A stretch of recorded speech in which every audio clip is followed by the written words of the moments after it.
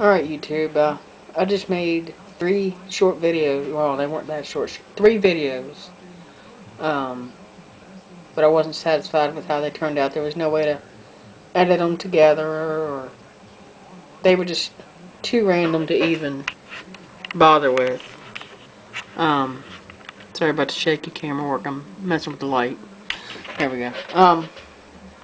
But yeah. Basically, what it boils down to is I haven't done anything outside the past couple of days. That's why I haven't made any videos. It's supposed to cool down after today. It was really nice out today, and so I made a couple videos and didn't like the way they turned out. And I'm not gonna upload something pointless. You know, spend all that time to edit it. Might as well have a point. So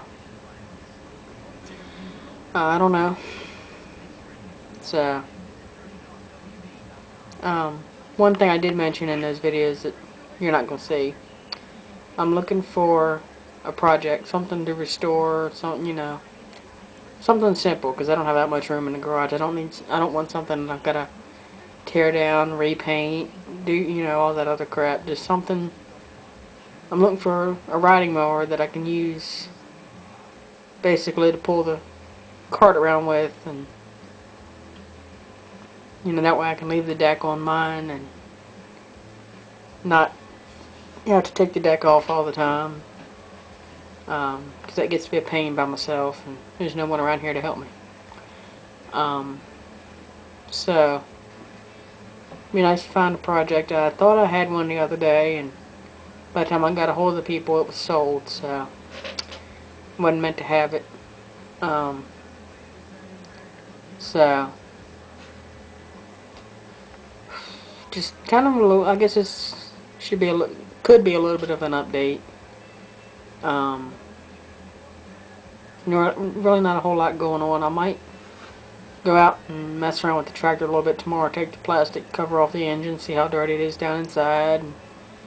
I'd like to do a little bit of exhaust work on it. You know, something kind of different, unique.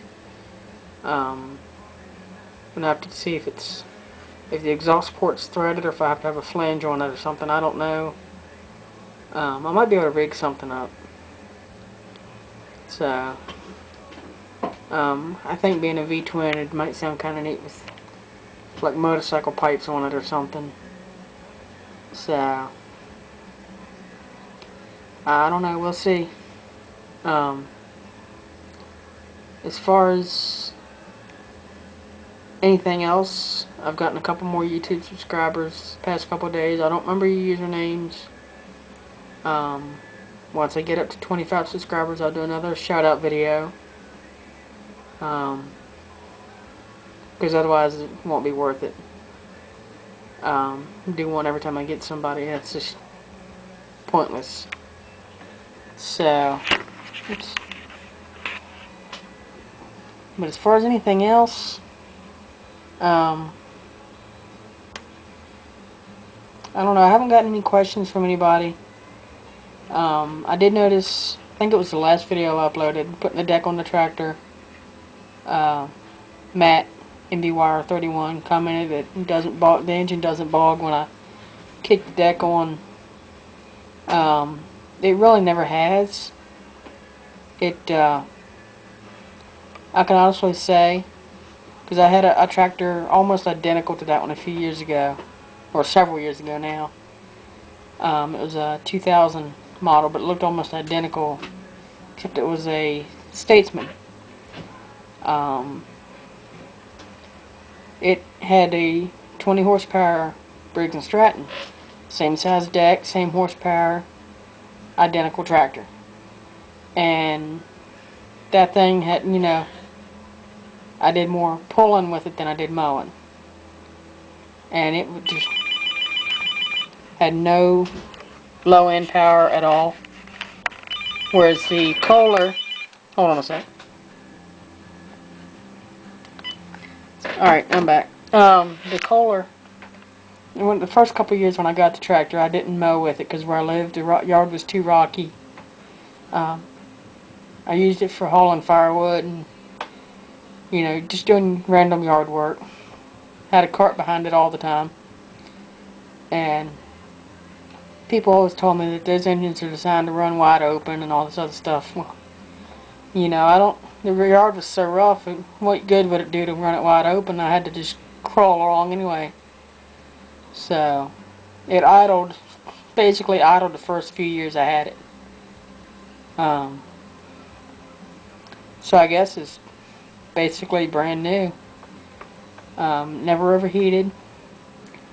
I think now it's got 70 some hours on it, and most of those are from last summer, mowing the yard where I'm at now. Well, I wouldn't say most of them, because it only takes me about an hour and a half to mow. So,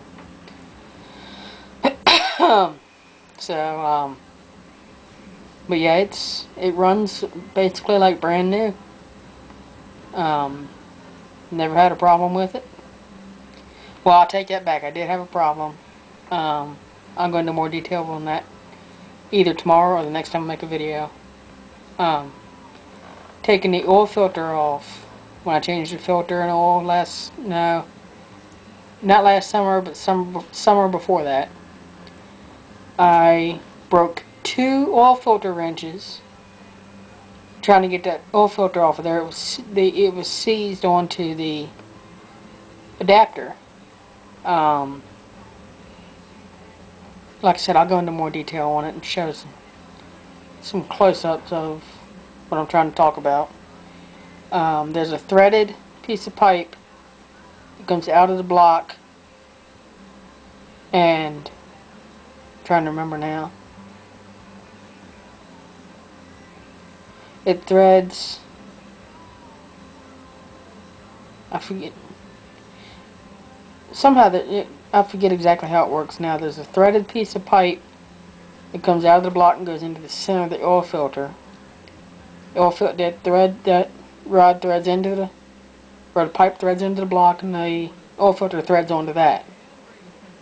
But anyway, taking the old filter off, I went through 2 oil filter wrenches, and eventually I had to take a screwdriver and stab through the oil filter. Tried to get it off that way. Just peeled the skin right back off the filter, off the outer metal. Just peeled it right back off of the filter.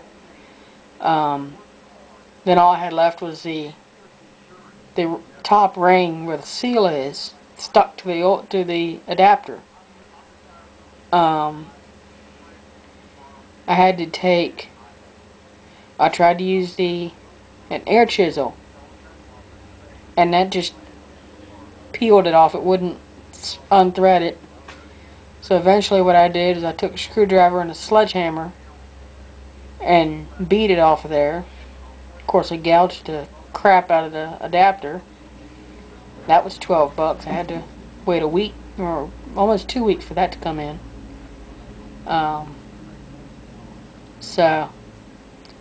But got that, and actually got a Briggs & Stratton oil filter on it now. So, hopefully that's not seized on there. I don't know. Don't need to change it this year. Just need to change the oil. I lost the drain tube for it, so I'll have to figure something out. Last time I did, I just let it run out on the frame and drip into a bucket. Might have to do that again this time. I don't know how long I've gone now. I might have to make this a 2-part.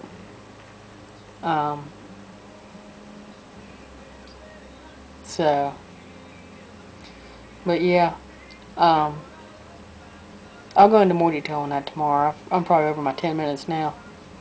So, thanks to everybody that subscribed, and later.